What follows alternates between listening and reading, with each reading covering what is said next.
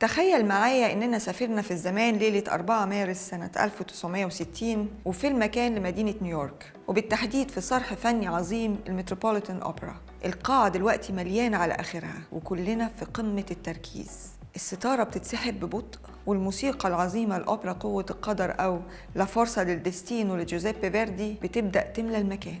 الجمهور كله عايش مع ليونورا اللي بتحاول تهرب من مصيرها، ومع دون ألفارو اللي حياته اتعقدت بسبب حادثة مش مقصودة، ومع دون كارلو اللي بيسعى للانتقام بشغف أعمى، والأهم مع الموسيقى اللي كلها شجن وحب وموت ومصادفات قدرية. في الفصل الثالث بتيجي لحظة فاصلة، بيظهر الباريتون الأمريكي العملاق لينارد وارن اللي بيقوم بدور دون كارلو، وبكل تألق وبأداء ما حصلش بيغني جملته اللي كلها دراما مورير تريمندا كوزا أو الموت يا له من شيء مروع. الكلمات بتطلع منه قوية ومؤثرة، وصوته بيملى القاعة ويلامس قلوب الجمهور وكأنه بيجسد كل معاني المصير المحتوم. وفجأة المشهد كله بيتغير. اللي حصل بعد كده ما كانش مكتوب في السكريبت، كان دراما حقيقية، حقيقة أقصى وتأثيرها أكبر من أي أوبرا.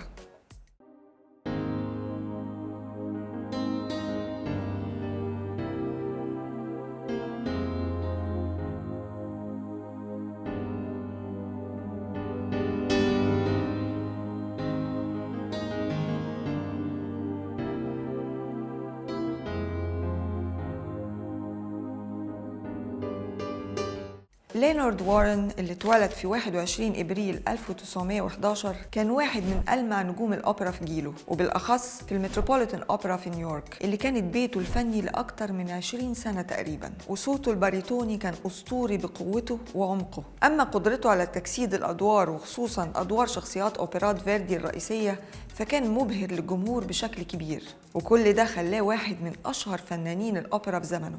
في الليلة دي ليلة 4 مارس 1960 كان كل شيء ماشي تمام، وأوبرا قوة القدر شغالة زي ما هي مكتوبة بالظبط، والمطربين في قمة أدائهم. وفي الفصل الثالث وارن بيقف على المسرح وبيأدي مشهد مهم ومؤثر في دور دون كارلو، وفي لحظة وهو بيقول الجملة الشهيرة مورير تريمندا كوزا بيقع لينارد وارن فجأة على المسرح.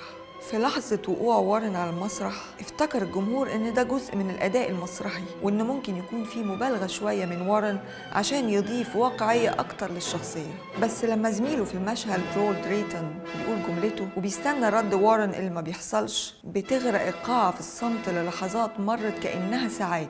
وهنا كل اللي في القاعة بيعرفوا إن في حاجة خطيرة بتحصل. بيجري رولد ريتن على زميله اللي واقع على المسرح في نفس اللحظة اللي بتقف فيها موسيقى الأوركسترا، وبتتقفل الستارة بسرعة عشان تخفي على الجمهور اللي بيحصل على خشبة المسرح. وبيحاول ريتن يرفع راس وارن عشان يساعده على التنفس. واللي ما يعرفوش الجمهور اللي ما كانش فاهم ايه اللي بيحصل بالظبط وقتها ان وارن طلب المساعدة من ريتن بصوت ضعيف جدا قبل ما يغيب عن الوعي.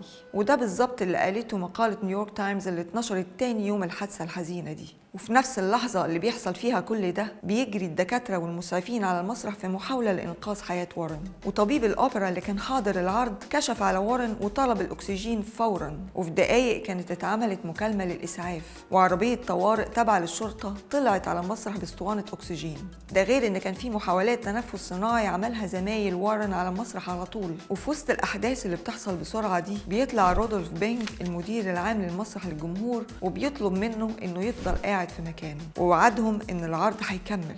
واتصل المسرح ساعتها بماريو ساريني مغني باريتون تاني عشان يجي بسرعة لدار الأوبرا. وفي الوقت ده وارن كان لسه واقع فاقد الوعي في مكانه على المسرح. في الساعة 10:30 بالظبط بيطلع رودولف بينج مرة تانية على المسرح وبيقول بحزن شديد دي واحدة من أحزن الليالي في تاريخ المتروبوليتان، عشان يعلن عن وفاة لينارد وارن ويستأذن الجمهور في عدم استكمال العرض. والجمهور بيخرج من المسرح في صدمة كبيرة وحزن وصل لحد الدموع من كتير من عشاق الفنان العظيم ده. موت فنان بحجم لينارد وارن في عز تألقه وعلى المسرح اللي عاش عليه عمره كله، وفي مشهد يتناول الموت بالذات، كان حدث مأساوي بكل المقاييس وساب صدمة عميقة في قلوب محبيه وزملائه اللي كانوا شاهدين على اللحظة دي. بس الحقيقة إن حالته ما كانتش الحالة الوحيدة في تاريخ الأوبرا، وبالتحديد في مسرح المتروبوليتان العريق. على نفس المسرح بيموت أرمان كاستلماري المغني الفرنسي وهو بيأدي أوبرا مارتا لفون فلوتو، والجمهور برضو في الأول افتكر إن سقوطه ده جزء من التمثيل المتقن بتاعه، وسقف له بقوة قبل ما يكتشفوا إن السقوط ده ما كانش جزء من الأداء.